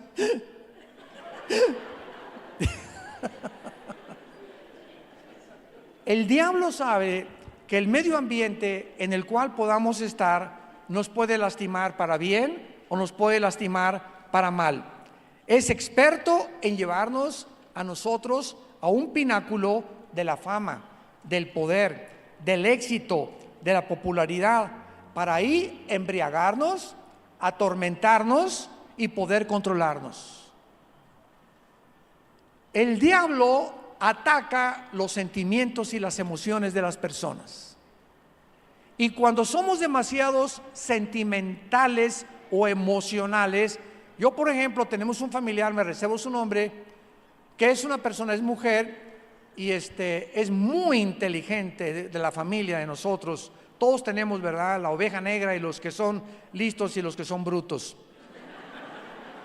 O no tan inteligentes como otros, ¿verdad? Y esta persona en mi familia es una persona con doctorados y lo que ustedes quieran, pero en el área emocional es una persona tan inmadura como ustedes no se imaginan. Y por eso lleva 3 matrimonios. Entonces, ella es brillante intelectualmente, pero en el área emocional, los hombres la han conquistado, y por ser ella tan emocional y tan sentimental, ha caído y los hombres con los que se ha metido han sido o borrachos, parranderos o jugadores. El último le puso una tranquiza que no se imaginan. Finalmente esta persona en la familia ya entendió, gracias a Dios, y pues ya ahorita es madura, se casó con un hombre de Dios, pero tuvo que aprender que la inteligencia y el coeficiente intelectual que ella tenía no le ayudaba en el área emocional. Y así tenemos personas que están cocidas como una hamburguesa. La coces, se cose de un lado, ¿y qué pasa si no la volteas? Nadie se la come cruda, ¿verdad? Tiene que estar cocida de abajo y cocida de arriba. En el libro de Amós dice, son tortas no volteadas. Hay cristianos que en la iglesia y están en la juventud, la presidenta de la femenil, y van y reparten folletos, y en su casa le pegan a la esposa. En su casa a sus padres son unos desobedientes, pero aquí en la iglesia son jóvenes que destacan por todo su énfasis en la Biblia, etcétera, etcétera. Son tortas no volteadas. Dios nos quiere coser de los dos lados, del área sentimental y emocional y del área espiritual. Así que el diablo es experto en poder atacarte el área donde estás crudo, el área donde estamos débiles, para ahí meter el trinche y tratar de debilitarte emocionalmente. Él es muy, muy inteligente. ¿Cuál fue la defensa de Cristo en el versículo 7 contra este ataque? Escrito está, no tentarás al Señor tu Dios. En otras palabras, ¿qué podemos entender acerca de esta defensa? Que casi todas las herejías que han entrado al cristianismo han tenido su origen en tomar versículos aislados de la Biblia como el diablo los usó. ¿Ya lo notaron que usó la Biblia?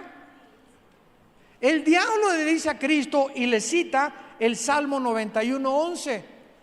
Oye, escrito está, a sus ángeles mandará a que tu pie no tropiece en piedra. Dicen que el diablo nunca es más diablo que cuando trae la Biblia debajo del brazo. El hecho que una persona traiga la Biblia así, no creas que es cristiano.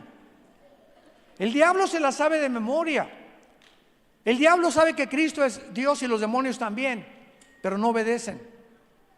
Entonces de nada te sirve conocer la Biblia y ser un experto en teología y en soteriología y en escatología y angeliología, y sin embargo eres un rebelde a sus mandamientos. Hace muchos años había un gran escritor en México muy famoso, ya murió. Escuchen esto, este hombre en México tradujo la Biblia del griego al castellano. Imagínate nada más, ¿no? El trabajo tan minucioso y tan detallado que se requiere para hacer esto. Y una vez me invitaron a un debate contra él y me dijeron que él había oído de nuestra persona y quería debatirme por el radio. Esto fue por el radio, no fue por la televisión. Y cuando yo oí que él era el traductor de la Biblia, del Nuevo Testamento, lo primero que pensé fue, pues es cristiano. Oye, si alguien conoce el Nuevo Testamento, es él. Las palabras originales de todo, etcétera, etcétera. Y entonces comenzó el debate y yo no entendía por qué él me quería agredir. Y, oiga, usted cree, y siempre presumiendo, como dijo en el griego, hablaba en griego, y me quería apantallar en el griego diciéndome, pues yo conozco mucho más que tú. Y entonces, finalmente, al descubrir yo después de 15 minutos de estar con él en este debate, le dije lo siguiente: no hay mayor tristeza y mayor tragedia que haberlo conocido, porque esto es una persona que conoce la Biblia, pero no conoce al autor de la Biblia. Tú puedes conocer la Biblia sin conocer al autor de la Biblia, sin tener una relación con Jesucristo. Y así hay cantidad de sectas, cantidad de religiones, cantidad de personas cultísimas que conocen el Antiguo Testamento y conocen esto y el otro sin tener el conocimiento de Dios, por no tener al Espíritu Santo. Y así es exactamente el diablo. El diablo conoce la Biblia, pero no tiene una relación con Dios. Rompió su relación con Cristo.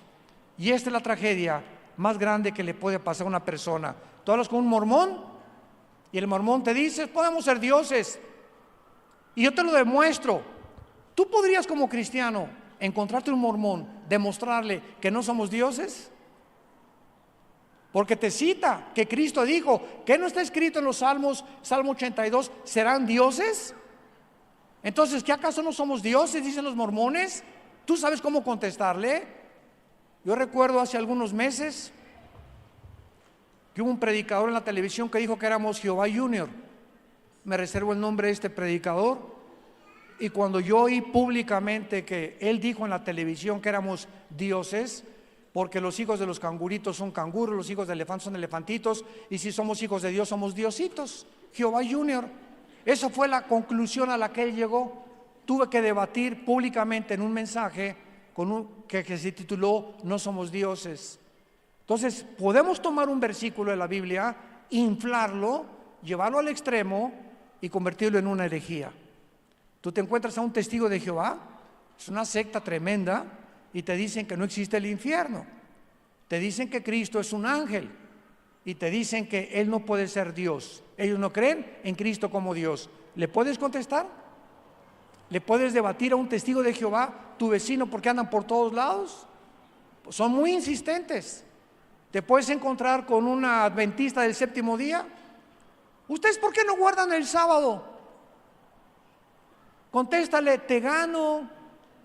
Yo guardo el sábado, el domingo, el lunes, el martes, el miércoles, el jueves, el viernes y el domingo. No, ¿qué nada más el sábado guardas tú? Así les digo yo. Y se quedan así, no saben qué contestar, ¿verdad? Y nada más el sábado lo guardas. Nosotros guardamos todos los días son santos para nosotros ya. Ya no hay un día específico que se nos obliga.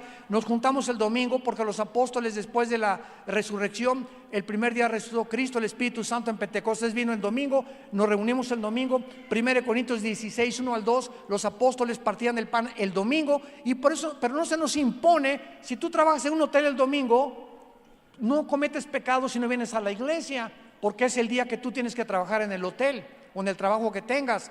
Pero Dios quiere que tengamos un día de descanso después de 6 días de trabajo. Y el lunes puede ser para ti el día de descanso, puede ser el martes, puede ser el miércoles, es el día que tú dejas de trabajar.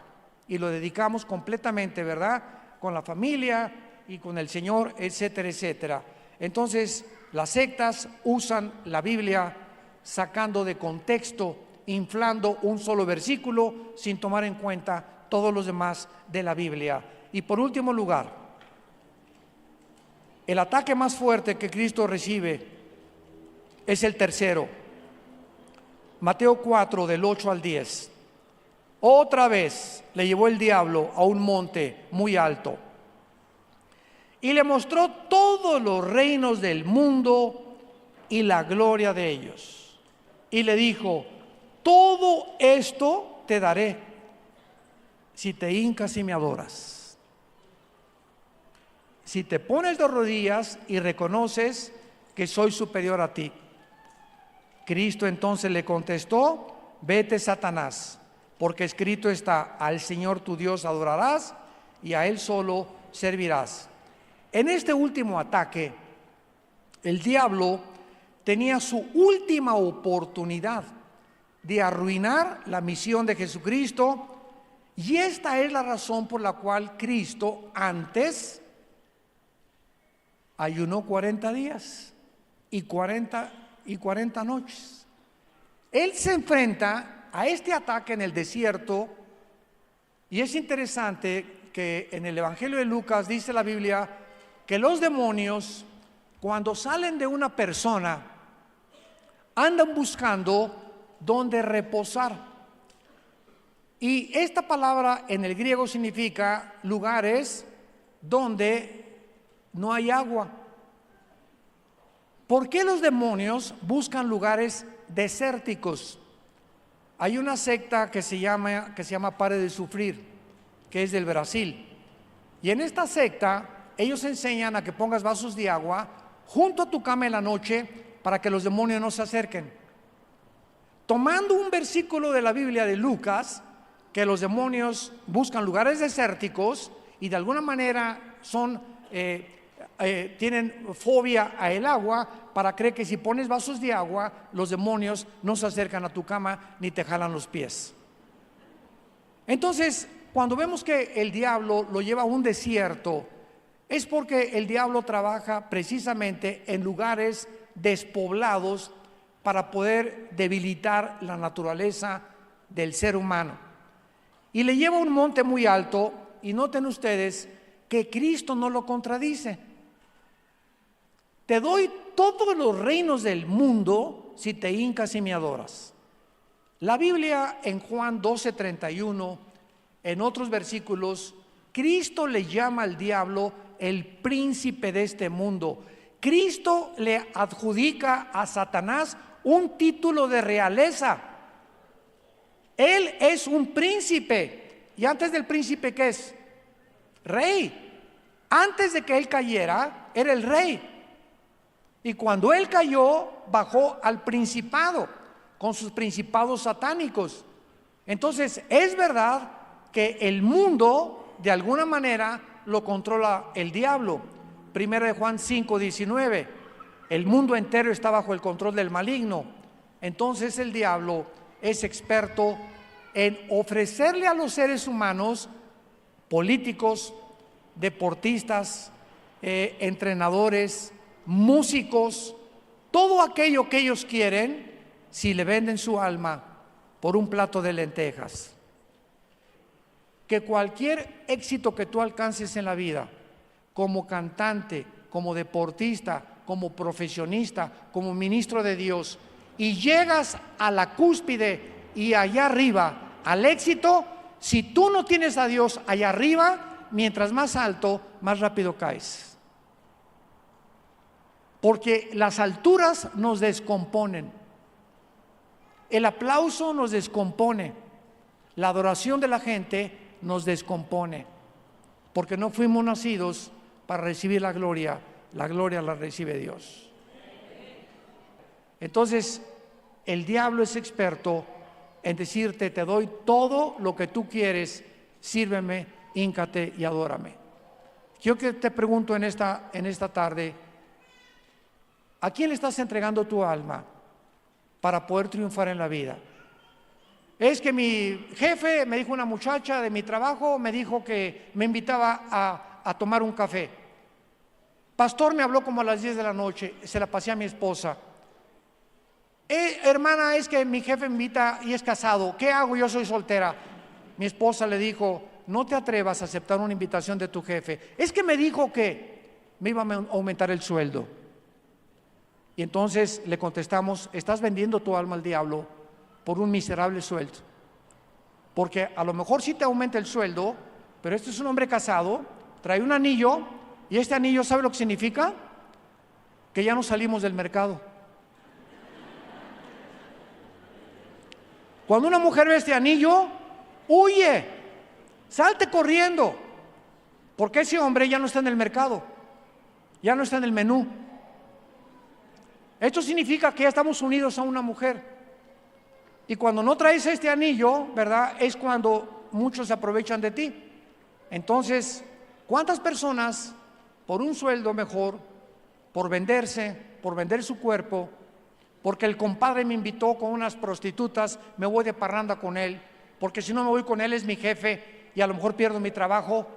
¿Cuántos de nosotros somos tentados a vender nuestra alma al diablo por un miserable plato de lentejas? Y la Biblia nos dice: ¿de qué le sirve al hombre ganar el mundo si pierde su alma?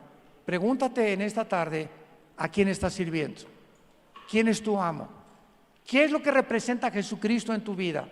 Cuando venga la tentación, porque va a venir, y todos vamos a ser tentados para que nuestra fe sea probada, ¿estás seguro, estás segura de pasar la prueba? Para terminar, hace algunos años un hombre me habló a las 1 de la mañana. Oye, Armando, me dice, fíjate que mi jefe, tengo una entrevista con él a las 10 de la mañana y me habló a su oficina hoy en la noche antes de irme a casa para decirme que quería hablar conmigo y estoy seguro que me quiere preguntar si soy cristiano. Y entonces, ¿qué le digo? Me dijo. ¿Cómo que qué le dices? Le contesté. Pues claro que lo eres, no te avergüences jamás de decirle que eres cristiano. Bueno, porque Dios no nos ha dado un espíritu de cobardía, sino de poder. Me habló como a las 12 del día, el otro día, y me dice, oye, quiero comunicarte una buena noticia. ¿Qué pasó? Le pregunté. Me dice, fíjate que mi jefe me habló. ¿Y qué te preguntó? Que si era cristiano. Y le contesté, claro que lo soy. ¿Y sabes lo que me dijo? Qué bueno, te estaba probando para ver si realmente tienes el valor de poder ser una persona en la que yo pueda confiar. Si le hubiera dicho que no era cristiano, lo hubiera corrido. Pero lo estaba probando Dios a través de su jefe para ver cómo respondía. Y así Dios nos va a probar a todos nosotros, y el día que nos avergoncemos de Él, Dios se avergonzará de nosotros y delante de sus ángeles, porque no nos ha dado Dios un espíritu de cobardía, sino de poder, de amor y dominio propio. Esta es la forma en la que demostramos a qué amo estamos sirviendo. Te damos gracias, Padre, por tu palabra en esta tarde, por estos 3 días maravillosos que nos has regalado cerca de tu palabra, para ser alimentados con ella, para que el Dios y Padre de Jesucristo, el pastor de las ovejas, por el pacto sempiterno, nos habilite, nos fortalezca y nos prepare para que hagamos siempre las cosas que son agradables delante de Él. Que nunca nos avergoncemos de haber sido llamados a servirte, todo lo contrario. Él no tuvo vergüenza en una cruz de morir en nuestro lugar, resucitar a los 3 días para prometernos que volveremos a vivir con Él después de la muerte, y saber que en esta vida tan corta que tenemos, nos la ha dado para probarnos. Porque Dios prueba el corazón, Dios prueba al ser humano. Y cuando esta prueba venga, dichosos y felices los que pasen la prueba, porque recibirán las recompensas y las coronas que Dios ha preparado para todos los vencedores. Te damos gracias, Señor, en esta tarde por los pastores de esta iglesia, los hermanos Betanzos, sus hijos, a quienes bendecimos, el círculo de servidores que ellos tienen a su alrededor, que los sostienen, oran por ellos. Te pedimos, Señor, que los guardes de todo mal y que puedan ellos continuar con la energía, la salud, las fuerzas, la iluminación, con un espíritu de sabiduría y de inteligencia, continuar guiando a tu pueblo por sendas de justicia por amor de tu nombre. Y si tú en esta tarde no tienes a Jesucristo, o tal vez te has avergonzado de Él en alguna parte de tu vida pasada, en este momento pídele perdón. Dile: Señor mío y Dios mío, me arrepiento de haberme avergonzado de ti, de haber aceptado esta oferta que me hicieron, donde me querían comprar, de haber aceptado esta proposición indecorosa que yo no merecía haber aceptado. Lávame con tu sangre, Señor, fortaléceme, porque quiero acabar la carrera sin mirar atrás y no tener nada de qué avergonzarme en el día de Jesucristo. Te pido que en este momento entres a mi corazón como mi Señor y mi Salvador. Te recibo por la fe y te doy gracias por haber muerto y pagado en la cruz con tu sangre por todos mis pecados. En el nombre de Jesús. Amén. Que Dios los bendiga. Que Dios los guarde a todos. Que Dios los fortalezca.